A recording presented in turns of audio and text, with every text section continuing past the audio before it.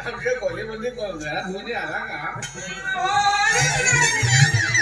अशी कमरेल्यावर असं नाही बोलावा. आमच्या घरी कोणी आला काय म्हणालो बाबाजी आपल्या घरी नाही का खूप मोठे महान साधू आहेत. केसरवाडीच्या जंगलात ना त्याला बाराचे बाबा दाखव कोणत्या साधूला पाजवत बोला त्याला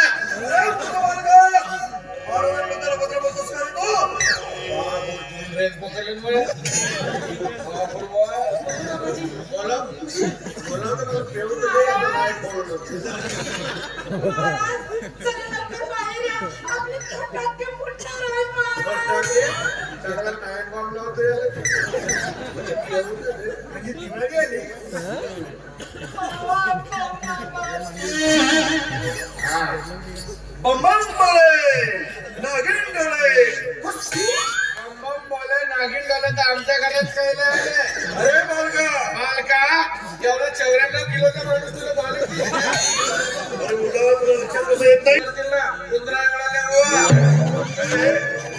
थट्टा करतो तुला कसा माहित तुला माहित नाही. अरे त्या हिमालयावरती मी घोर तपश्चर्याला बसलो असताना त्या जटा मला उगवल्या कोठे बसल्या होता तुझ्या वजनाला हिमालय चेपकला नाही विरघणला आमच्या इकडे एवढ्या थंडी पडली. काय त्याची अरे मध्यप्रश्न करत असतो कोण मध्ये नाही म्हटलं मी दारू नाही म्हणायची मला महाराजीला दारू नाही म्हणायची. हे जिवंत माणसाच्या पोटातील किडे मारण्याची घरामध्ये एवढी तरणी दाठी मुलगी आणि तिच्या देखत दुसरे घरचं वेषण करतोस. एक दिवस तू नरकात त्याला बसशील. मागच्या वर्षी गेलो होतो वापस केला जीवन माणूस नाही गेला गर्भातच नाही खोलला वापस म्हणजे हे तू सगळं सांगशील आणि या गोष्टीवर मी विश्वास करावा. अरे कधीतरी त्या परमेश्वराचं नामस्मरण कर. कोण आमच्या गावात लोकड त्याचं काय नाव घेऊ अरे तो परवा नाही परमेश्वर म्हणजे देव. दोघे भाऊ लोकरच आहे पैसे पुढवला बडवे अरे मी त्या सर्वसामान्य लोकांची गोष्ट करीत नाही रे. परमेश्वर देव म्हणजे तो साक्षात पांडुरंग विठ्ठल. त्याला काय खाली बोलावते त्याचं नामस्मरण कर म्हणजे एक दिवस तू भक्ती मार्गाला लागशील आणि हे तुझं व्यसन आहे ना ते दूर निघून जाईल. कसं असं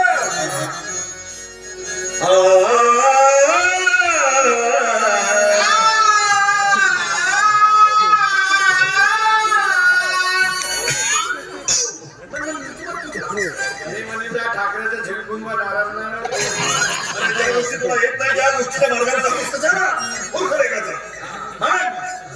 सदा सर्वदा योग तुझा घडा सकाळ संध्याकाळ भक्त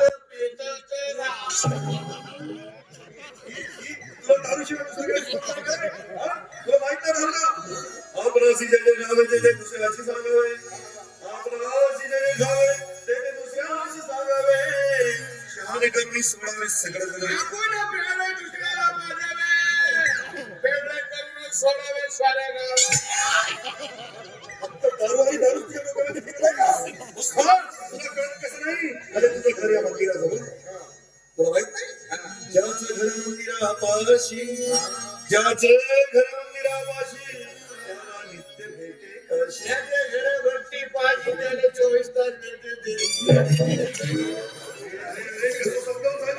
तुला लक्षात येत नाही ज्याने रामस्मरण नाही केला त्याचा जन्म माया या देशीला इतिहाला तो किडे लागून आणि सगळं माझ्या या एवढ्या चांगल्या अध्यात्माचा तू विडंबन करतोस.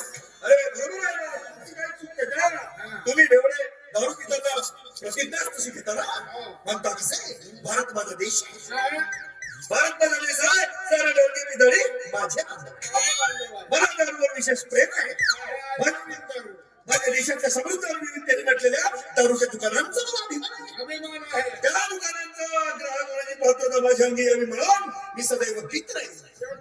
मी माझ्या दारुड्या दोस्तांचा, दारू विकणाऱ्यांचा आणि पिऊन सगळ्या करणाऱ्यांचा मान ठेवी आणि प्रत्येकाशी दारू करतो वागेल. माझा देश, माझ्या देशाची दारू ह्या सौके सांभाळले. पिल्याने होता आहे रे आणि पिलेच पाहिजे अशी प्रतिज्ञा घेता आणि अटक वेगळे बसता.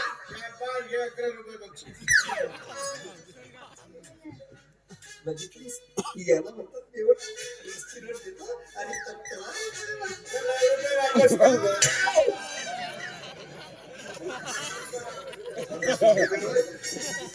ठीक आहे बालका, तुझे 9 रुपये मी तुला नक्कीच परत करणार. पण कधी कधी ज्या वेळेस तू माझ्या कीर्तनामध्ये बसशील, तुला भक्ती मार्गाचा ध्यास लागेल, तेव्हाच हे तुला तुझे 9 रुपये परत करणार. एक काम कर, ही प्रतिज्ञा जाऊन गावागावात सांग, 9 रुपये तूच ठेव. संपूर्ण गावाला मला बेवडा बनवायचं असेल तर मी तुला श्राप देईन.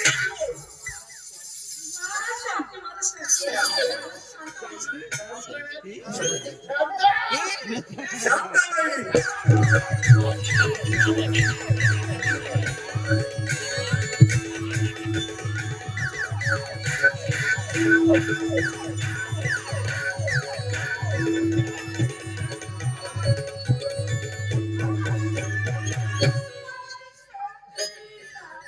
अहो, तिला बाय मध्ये लोक आई मग तुझ्या बरोबर हो म्हणलं तर तुझी मा होणार आहे.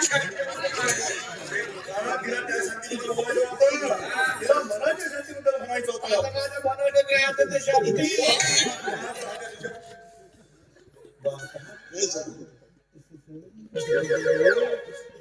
मला तुझ्या घरामध्ये कसला तरी वास येतोय. कोणा सोडला का वास? हे बुवा सारखा बदाम खात आहे तर आमच्याकडे येऊन पडायला.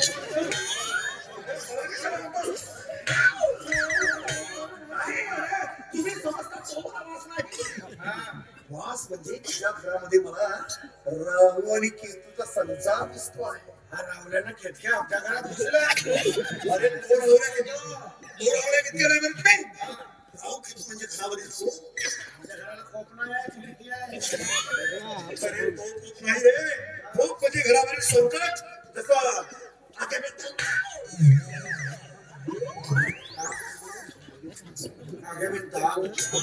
आमच्या घरी आहे. कधी बघितलाय? हो शिंगावाला. कधी शिंगावाल्याच्या वेशात, कधी कुत्र्याच्या, कधी मांजरीच्या, कधी डुकराच्या, तर कधी पसवाच्या रूपाने कसा बनतो.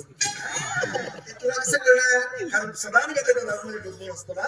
अरे त्यासाठी अध्यात्माची जोड पाहिजे, तेव्हाच त्या गोष्टी करतात. सांग त्या तुझ्या घरातील आगामीला तुला हद्दपार करायचा आहे. काढायचं? ठीक आहे बाळगा. ज्या आगाबद्दल तुला या घरात हद्दपार करायचं असेल तर तुला माझ्या एका प्रश्नाचं उत्तर द्यावं लागेल. तुझ्या आधी तू माझ्या प्रश्नाचं उत्तर दे. विचार कर. विचारू? पाण्यात मासा झोपी जाते कसा? त्याची महत्वाची. आमचा प्रश्नाचा प्रश्न केला नाही. आणि त्याचा उत्तर देखील सरळ सोपा.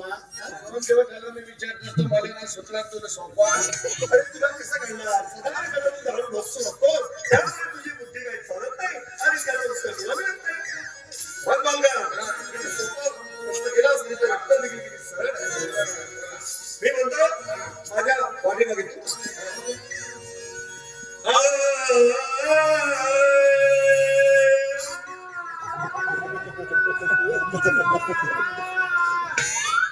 काय? पाठीमागे म्हणून. अरे ती माझ्यानंतर तू वाट मला वाटलं पोटीला म्हणून. तुझ्या घरात तुझ्या आगाबद्दल कळायला नाही. मग शांत बसायचं. पाण्यात मासा, पाण्यात मासा.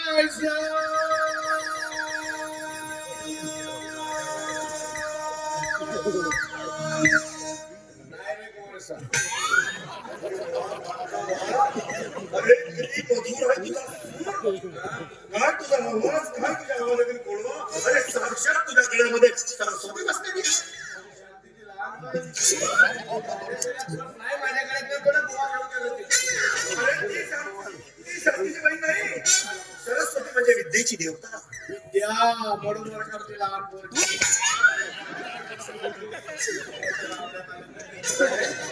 अरे त्याबद्दल नाही बोलत रे मी. त्या सर्वसामान्य बायांच्या गोष्टी नाही करणार मी. हा. विद्येची देवता म्हणजे मला एक सांग, तू कधी शाळेच्या पुढून गेलायस? तिथे देवी बसलेली असते. देवीवाले? शारदा माता. शारदा माता. ती काय सरस्वती आणि विद्येची देवता. किती उपासना करशील तर अजून हा तुझा कंठ सुधारेल आणि एक दिवस मी तुम्हाला कीर्तन फार मोठी बसली. त्याचा सराव करत राहा म्हणजे तुझ्यामध्ये नक्कीच परिवर्तन होणार. काय अंगा Krishna?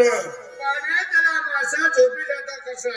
Where are you going in river? Why not you table? Why not with you? मराठीतच सांगा. मी मराठी मारत आहे, इंग्रजी नाही. पाण्यातला मासा झोपी गेला कसा? म्हणजे पोळीमध्ये भात हातात पण कोण? आता या प्रश्नावर तू भांडवत आहेस असं वाटत नाही. झोपल कसा तर मग बाजूला झोपल म्हणा. अरे आधी तू झोपी जातो कसा हे तर सांग. नाही पण झोपल तेव्हा मी धरीन ना. मूर्ख लेकरं.